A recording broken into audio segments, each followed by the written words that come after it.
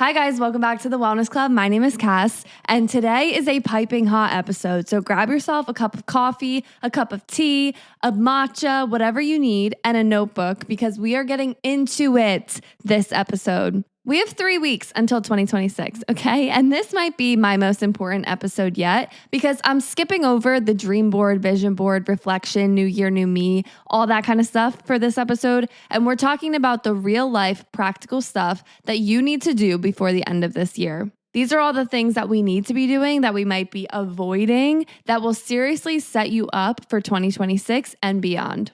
These things are the foundations that set you up, but most people skip these because it's a little bit uncomfortable and we avoid them because we don't want to do them. But I promise if you do these things and handle these things, everything in your life is going to fall into place a little bit easier. So let's get into it. Grab your notebook. Here we go. The first thing you need to do before the end of the year is have yourself a financial audit. And there's a reason that I'm putting this first, even though this is a wellness podcast.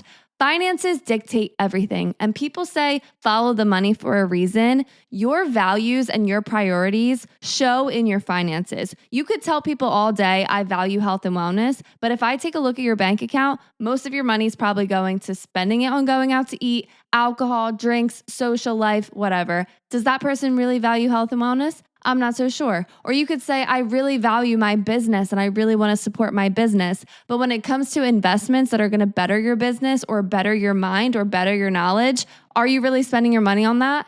This is where the financial audit comes into place. Your finances tell the truth about your life. Not what you say you value, but what you actually value when it comes to putting down your credit card and spending money. Now, I know I'm saying this a little bit harsh, but I mean this with all the love in my heart because one, who doesn't want more money? Who doesn't want to be more financially free, right? And using this as a tool is going to help you become more financially free, become more financially secure, become happy with where you're spending your money, and really align yourself with the priorities you have and you say. For this financial audit, you need to go through everything and you need to comb through your checking account, your savings account, all your credit cards, your subscriptions. I'm talking everything and really take a crystal clear look at where you spent your money this year. Go through your Amazon transactions. How many of those orders do you even remember, right? Were there things that you maybe bought out of impulse or bought because you saw it on TikTok somewhere? Look through these things and get really clear with yourself on your financial habits. There are a lot of apps that can do this for you as well. I don't personally use one. I'm a little bit old school and I do it all manually, but there are apps that do this, or even your bank app might do this, where you can see like this percentage of money was spent on dining. This percentage of money was spent on bills. This percentage of money was spent on subscriptions. This percentage of money was spent on shopping. And you can see where your money is going and how much of it is going. Now, I'm not saying you need to cut out all your shopping and cut out all your recreational stuff because that might be a priority to you, but is that percentage a percentage that you're happy with? I'm all about spending money the way that you want to spend it, but you want to make sure that you're spending it intentionally and knowing like, okay, I'm spending this money because this is a priority to me and not just because I have no self-control when I see an ad on Instagram, right? And like I said, I do this old school where I just have a spreadsheet and I go through my checking and my savings and my credit cards every single month and I put down how much money in each category. But there are apps that do this, or your bank app might do this for you. But even if you just scroll through and see like, wow, I spent this much at Wawa, I spent this much at whatever, right? And see how much you're spending in each category of your life. Now, not all categories are created equally. So some categories to me are considered non-negotiables. For example, things that you need to survive. This is like your rent or your mortgage. This is your bills. This is your car payment even. Like, of course, you can downsize in these things. And if you maybe bought a car out of impulse, maybe you should consider doing a different option. But for most of us, we're locked into these things. So for me, as long as I can afford these non-negotiables, I'm okay with these.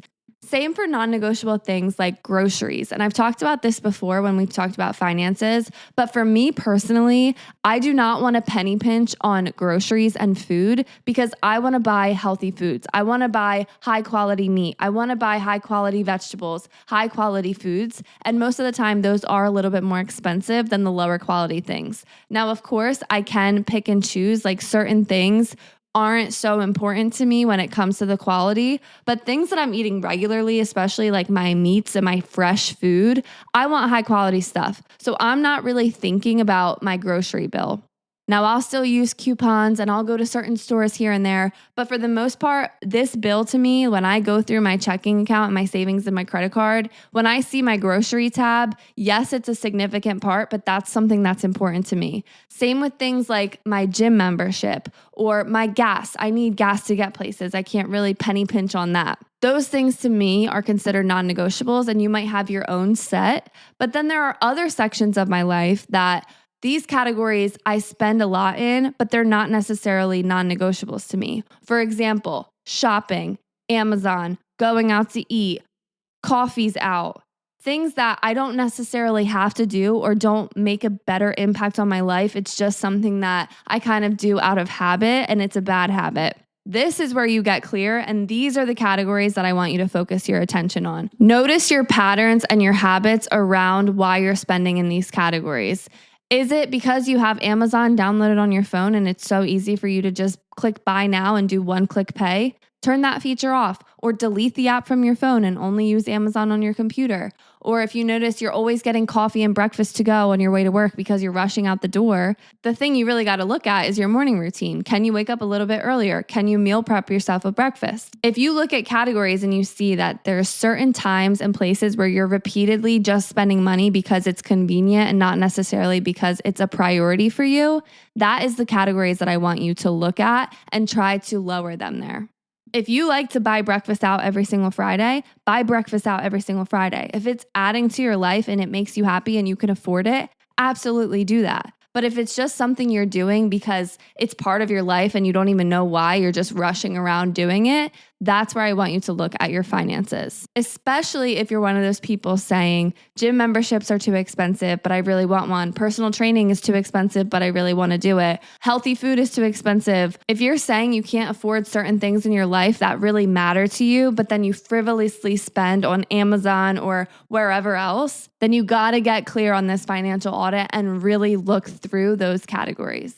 Another part of your financial audit is looking at your subscriptions, especially the ones that you don't really use or you don't really need. Do you really need 5 different TV subscriptions?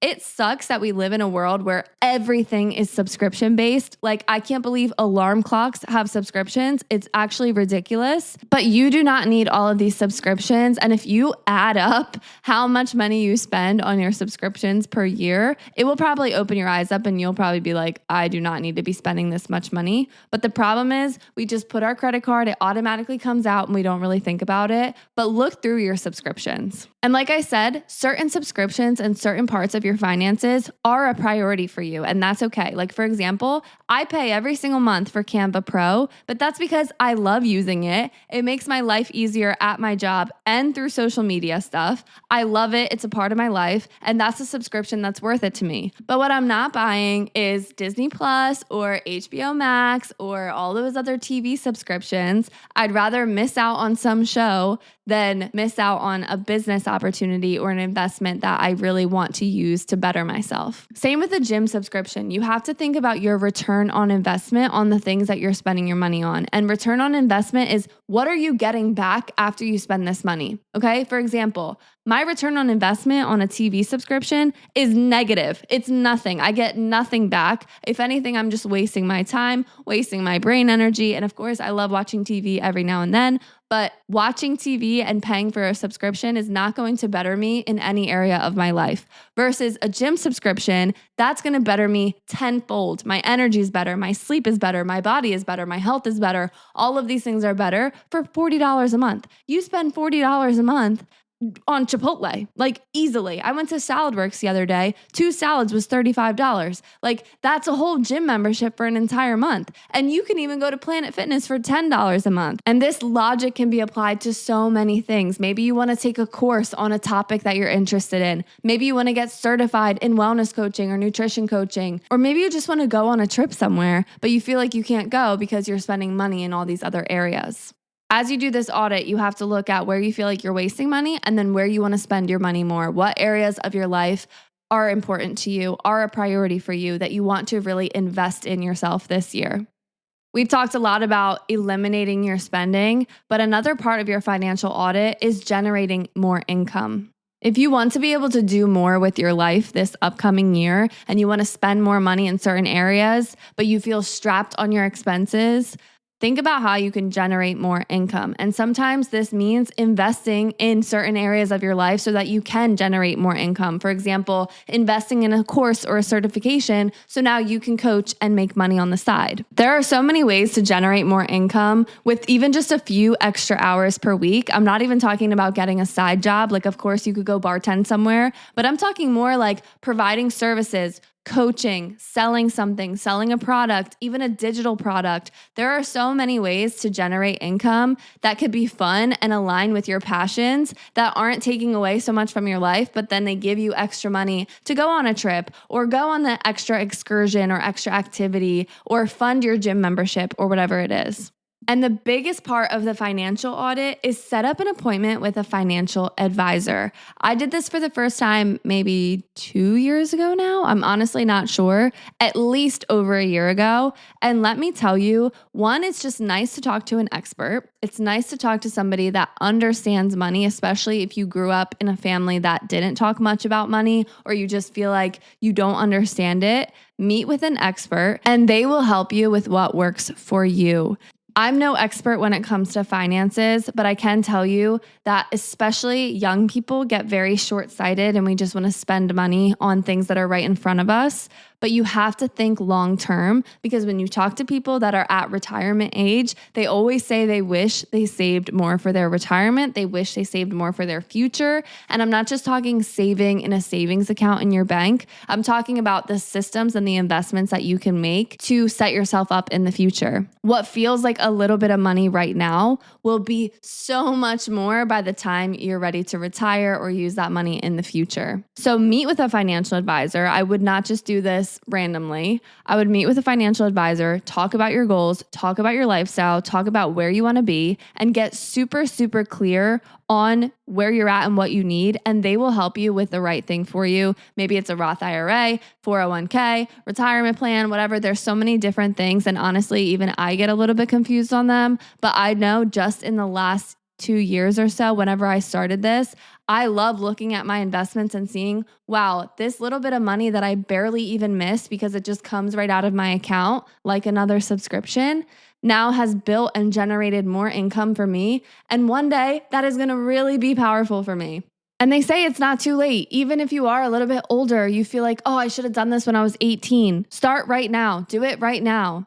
I always say this quote on here, but the first best time to plant a tree was 20 years ago, but the second best time is today. You got to do it right now. So set up a financial advisor appointment, set it up for the new year, set it up one day, ask people around you for like a good local recommendation because you do want to go somewhere that people trust and has your best interests at heart. But please go do this. I promise it will feel a little bit scary at first because especially if you're not super comfortable with the money talk, but they are there to help you and they will answer all of your questions. Do not be shy. They will explain things in ways that make sense. I promise it will be super helpful and you're going to feel like such a queen after you go do this. So definitely do that. Okay, now that we wrapped up the financial audit, the next thing that you need to do before the end of the year is a health audit. I told you guys this episode would not be like the dream board, vision board, yay, new year, new me. This is the real life stuff that we have to talk about. Very similarly to your financial audit, your health audit is going to look crystal clear into your health and go into the things that maybe you've been avoiding, you didn't have time for, you pushed under the rug,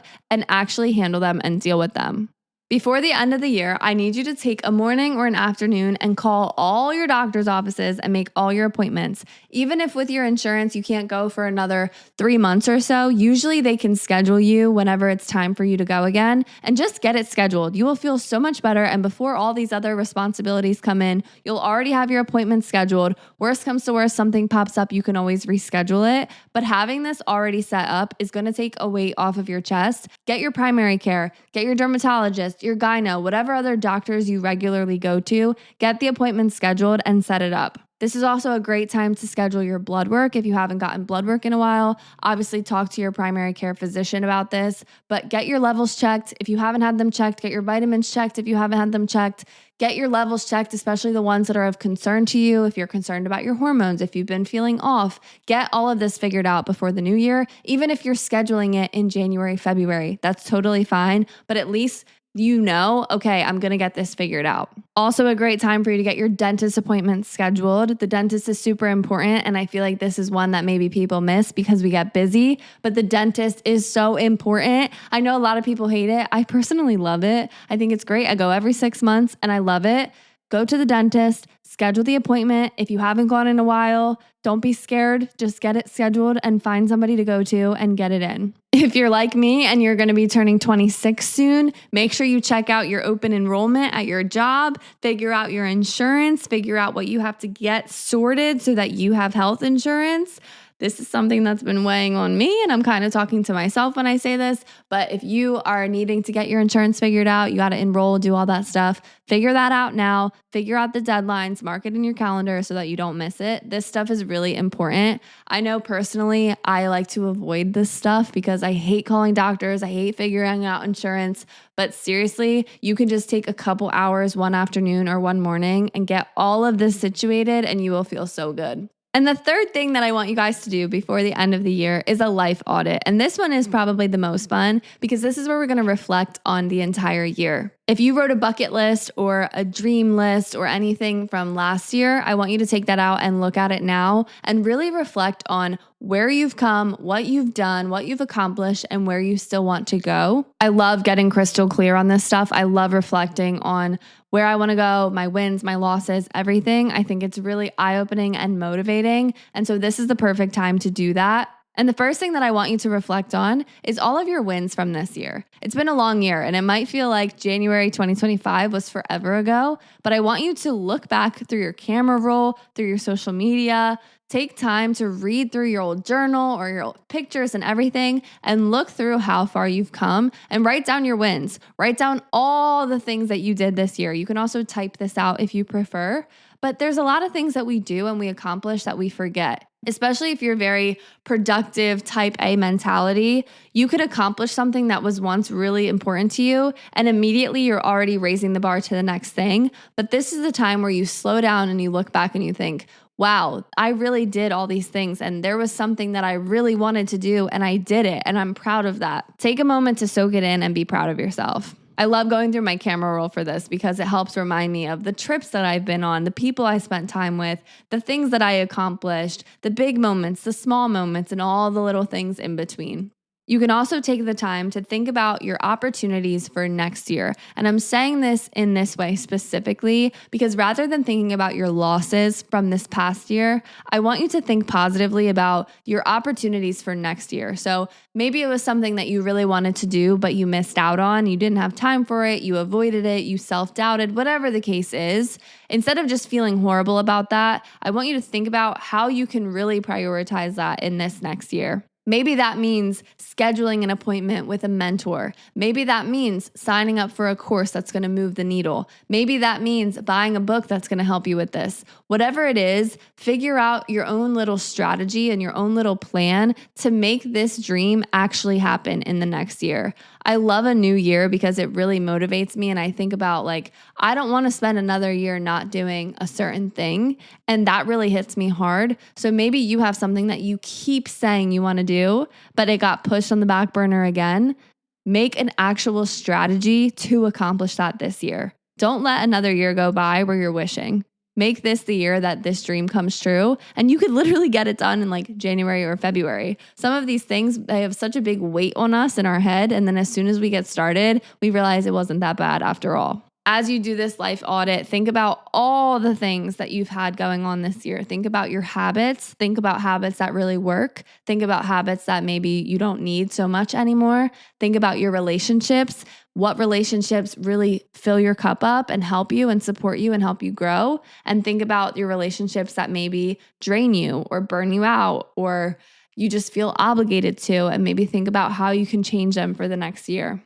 You can also take some time to do like a 2026 bucket list. I love doing things like this because even just writing something down, I feel like you're way more likely to accomplish it. This can be fun things. It can be trips you want to go on, career things, social things, wellness things. There are so many different categories that you can make a bucket list on. And maybe I'll do a whole episode about this again because I like doing that every single year. But you can use this life audit time to really sit and reflect and do the things that you need to do to make 2026 your year. I am so excited for another new year. I love the new year. I love resetting, reflecting, refreshing, setting goals, setting ambition. I always just feel so fired up during this time, even though the winter can be draining, exhausting, tiring. I just feel like this is a great time to work on your goals, dial in, lock in, even right now, right? Because we're still in our winter arc.